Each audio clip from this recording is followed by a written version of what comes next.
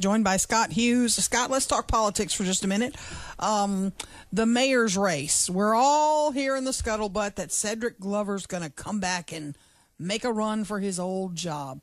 What are you hearing? What do you know about that so far? If I were a gambling man, I'd bet Cedric Glover in. I think he's looking like a man that wants to run. I think he liked being mayor for 8 years. I don't think he's as comfortable in the Louisiana House of Representatives, where he's just one of 105. And I think Cedric comes back and runs again for mayor. Does he win? You never know. You obviously got Mayor Tyler, who's there, and I've known Olly a long time. She tells people she's running. I will wait and see. I always wait to see who's going to run. Some believe Olly may be fronting for others. There's been talk of her CAO, Brian Crawford, the former fire chief, who's now the CAO running.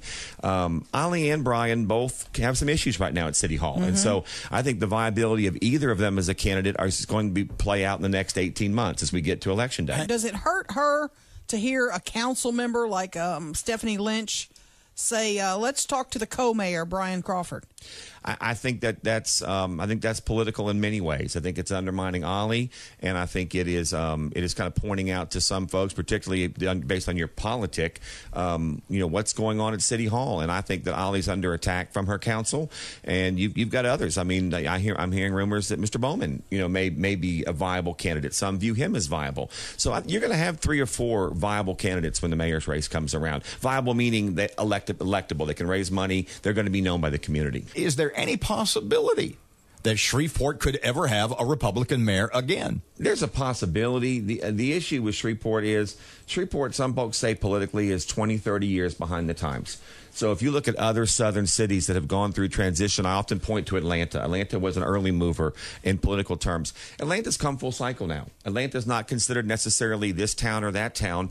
Different things can happen in different election years. Shreveport's not there yet. Shreveport is still going through the first cycle of many things. We've had our first African-American mayor. We've had our first African-American fire chief. We're now on our second in some cases, but I think we have to go through that cycle and remember that it's 2 things, actually. It is, you're looking at politics and race, but you're still looking at party. Shreveport still has a lot of Democrats registered, and Republican registration is still very small in Caddo Parish. Let me ask you about other possible candidates for mayor.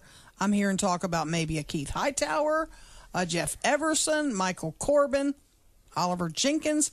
Anything you're hearing about any of those guys or any others that you're hearing kind of on the periphery? Of the list you said, personally, I think the only one that has electability is Hightower. I think Hightower, as a white Democrat, Hightower harkens back to a time where I know many weren't necessarily fans of Keith, but many look at that compared to where we've been the last now 12 years, and they're going to see that as a better time.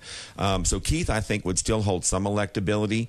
The others, I don't see electability. I don't think Jeff Everson, as a city councilman, would be electable on a citywide basis. And at this point, I really don't see any white Republican electable on a citywide basis. 2 magic words then, black Republican. And when you look at the party, if you can find one, when you look at the party, you're not going to find many. And historically, that's not been a very good move in politics for someone. The last person you could argue that tried that was Patrick Williams. In the last mayor's cycle, he effectively ran as an African-American Republican. Right.